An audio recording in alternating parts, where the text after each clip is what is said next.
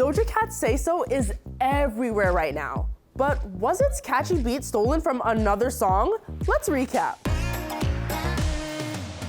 Hey, I'm Myah, and this is Buzzed About News I think you can use. Doja Cat Say So is on fire right now, but it's under fire too. The video went up last week, and fans were excited to see Haley Sharp featured. She's the teen that created the Say So dance on TikTok last year. That dance helped spread Doja Cat's music like wildfire. But here's where it gets interesting. Say So and 4 other tracks were produced by Dr. Luke. Most major artists have stopped working with Dr. Luke because he's been tied up in a bitter back and forth legal battle with singer Kesha since 2014. And now, musician Skylar Pence claims Dr. Luke ripped off the beats for Say So for one of his songs. Skylar's song is called Fiona Coin. Here's the start of it.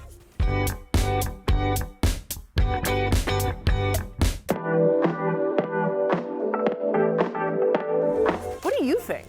Doja Cat and Dr. Luke have not responded to this accusation. Right now, it's just an online case of he said, she said, and say so. Tesla is breathing easier this week, but with a little less oxygen. Since 2016, they've been opening Gigafactories. These are massive factories that employ thousands of people. Inside, they make anything Tesla sells: batteries, cars, solar panels, and whatever Elon Musk comes up with next. Their 4th Gigafactory is set to be built near Berlin, Germany, but construction has been controversial. Tesla needs to clear more than 90 hectares of pine forests, disrupting more than 170 football fields worth of trees and wildlife. Last month, environmental activists halted the event, and tree pirates said they would occupy the forest to stop the build. But last week, a court ruled that Tesla can continue building. Elon already committed to relocating the wildlife and replanting an area 3 times the size of the factory. And it's projected this factory will make as many as 500,000 cars per year, a big boost to their economy. Isn't Elon moving us all to Mars anyway? Some people will do anything to go viral. One of those people is French YouTuber Cyril Schreiner. Last weekend, he posted an adventure on TikTok. He poured boxes of Orbeez into his bathtub and watched them expand. Not the best idea, but then it got worse. He pulled the plug to drain the balls, but then he says they filled his pipes and flooded his toilet and sink. Then he decided to flush his toilet, which flooded the whole bathroom. Nine! Then he posted an update showing the Orbeez blocking up his entire hood's drainage system. Cyril also says he received a letter from City Hall saying police were on the hunt for the culprits. Or so he claims. Was all of this an elaborate hoax to go viral? Some of it, yes. The town mayor confirmed their office never sent a letter. This tweet sums things up nicely. An amazing saga indeed. Hey, Vina's in the sidekick chair. Hey! This is perfect. Your segment is verified by Vina, and we're talking about actual verification this week. I know, right? So, a 17-year-old high schooler made headlines last week because he tricked Twitter into verifying a fake candidate running for Congress in Rhode Island. CNN Business did an interview with the student, and the story is pretty amazing. How did he do this? Basically, he was bored over the winter holidays and decided to test the system of misinformation and verification. First, he created a website for his fake candidate and then made a Twitter account. He then registered the candidate on Ballotpedia. They call themselves the Encyclopedia of American Politics. Ballotpedia is partnered with Twitter, and in just a few weeks, his candidate got a blue checkmark. Just like that? Yeah, I mean, there are a few more details, but what's scary is that it seemed like it was really easy to trick the system. If I could do this as a high schooler, imagine what a highly trained team of people doing this could do. Both Ballotpedia and Twitter have some explaining to do. We've talked about fake accounts getting verified before. Why do you think that little blue checkmark has so much power over us? I guess we give it a lot more meaning than just a symbol of being real. It feels like it means you're famous and you're special and you're elite.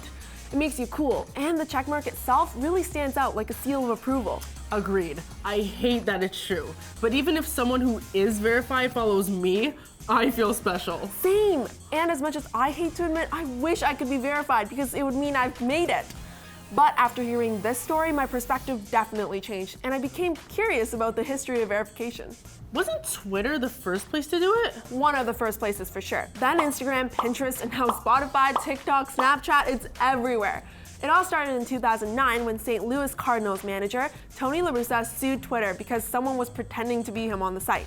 At the same time, Kanye West was complaining because there was a lot of fake Kanyes tweeting. Leave it to Kanye to stir things up. Exactly, for good and for bad. Since then, Twitter has had to stop verifying, restart, and reevaluate their verification process. But in general, it's now harder than ever to get verified. And who are the people deciding who's worthy of verification anyway? Right, we don't know. And how does this mysterious verification gatekeeper have so much power? Maybe we need to remind ourselves that the checkmark doesn't really signify anything. It actually doesn't make you more cool or better or special. This story has honestly opened my eyes to the fact that we're probably giving way too much power to a teeny blue checkmark. I have an idea. Let's you and I give out verification-worthy badges. Yes, you get one, and you get one. We all get one. Coronavirus facts. Check out our website for more. You know what time it is. Put 60 seconds on the clock and let's see if I can do this.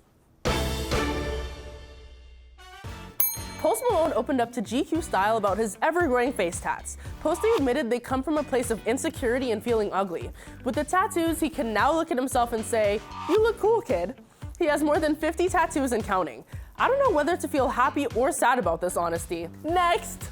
Last week in Edmonton, people looked up to see abnormally bright pink smoke filling the sky. Some joked that it was a massive gender reveal party gone wrong. Firefighters were dispatched and social media lit up with questions, but it was actually a power failure at an ethanol plant. The plant confirms trash into fuel, and the pink smoke was the result of an iodine combustion. No one was in danger, but it did make a lot of people crave cotton candy. Next! DreamWorks Animation is opening America's largest indoor water park inside New Jersey's American Dream Mall. You can ride the world's tallest and longest hydromagnetic water coaster, or float in a bubbly lazy river with Shrek and his buddies. This mall already has the largest indoor theme park by Nickelodeon and also the world's only year-round ski resort. I think their most thrilling attraction will be finding a parking spot. Guys, come on, I was so close. Please. Before we go, I'll be in Saskatoon next week to take you behind the scenes at the Juno Awards. The what? Don't worry, I'll tell you all about it. Be sure to follow my adventures on IG at CBC Kids News. It'll be fun, promise.